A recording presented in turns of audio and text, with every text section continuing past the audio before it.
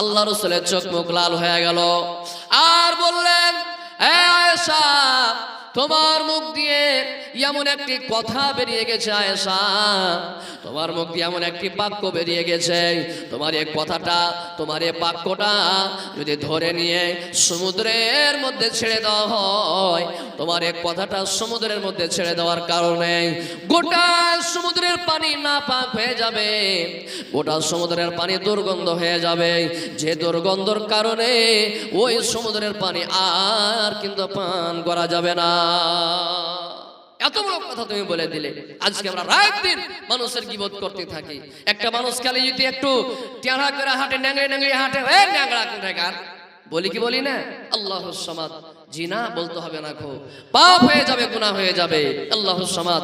যদি আজকে দুনিয়ার বুকে আপনি কোনো মানুষের আইবকে, কোনো মানুষের দোষ ত্রুটিকে যদি আপনি লুকিয়ে রাখতে পারেন, কাউরি ব্যাপারে কিছু জানতে পারলেন, যদি লুকিয়ে রাখতে পারেন ওর আইবটা, দোষটা, তাহলে কত বড় ফজিলত। আল্লাহুস সামাদ। আল্লাহ রাসূল বললেন, হে দুনিয়ার মানুষ, যদি কোনো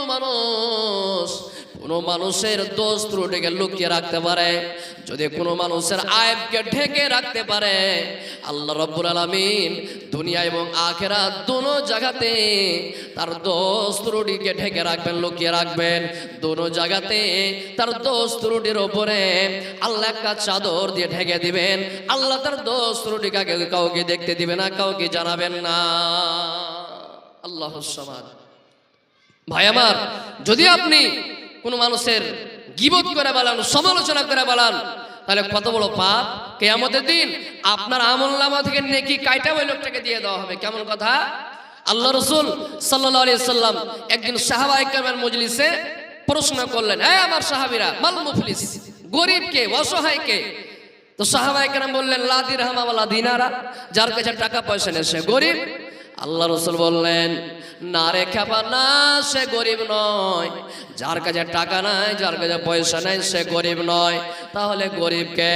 আল্লাহ রাসূল বললেন, যেদিন কিয়ামত কায়েম হবে, যেদিন হাসরের ময়দান হবে, একটা লোক নেকির পাহাড় নিয়ে আসবে।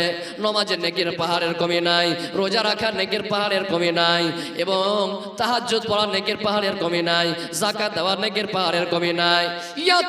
এত নেকির পাহাড় নিয়ে আসবে, এত নেকির পাহাড় থাকা সত্ত্বেও লোকটা জাহান্নামে চলে যাবে। কেমন কথা? সুবহানাল্লাহ। হাদিস শেষ করে দিই। এবার যেদিন কিয়ামত কায়েম হবে, আল্লাহ তাআলা তার নেকি দেখে আল্লাহ জান্নাত ঘোষণা করে দিবেন, যাও জান্নাতে চলে যাও। পিছন দিক থেকে একটা লোক চলে আসবে, আল্লাহ ওই যে আপনার বান্দা জান্নাতে যায়, আল্লাহ তার উপর আমি অভিযোগ দিলাম, শিকায়েত করলাম, বিচার দিলাম, আল্লাহ তুমি বিচার করে দাও, তারপরে তাকে জান্নাত পাঠাও। আর 1 মিনিট হাদিসটা আমি শেষ করে দিচ্ছি। আল্লাহুস সামাদ। এবার বলবেন, কি বিচার দিচ্ছ? এবারে বান্দা বলবে, আল্লাহ এই তোমার বান্দাটা দুনিয়ার বুকে আমার গীবত করেছিল, দুনিয়ার বুকে আমার গীবত করেছিল, সমালোচনা করেছিল, আল্লাহ আমি আজকে বিচার চাই। বলে, আল্লাহ এক কাজ করো, একটা নেকির পাহাড় দিয়ে দাও।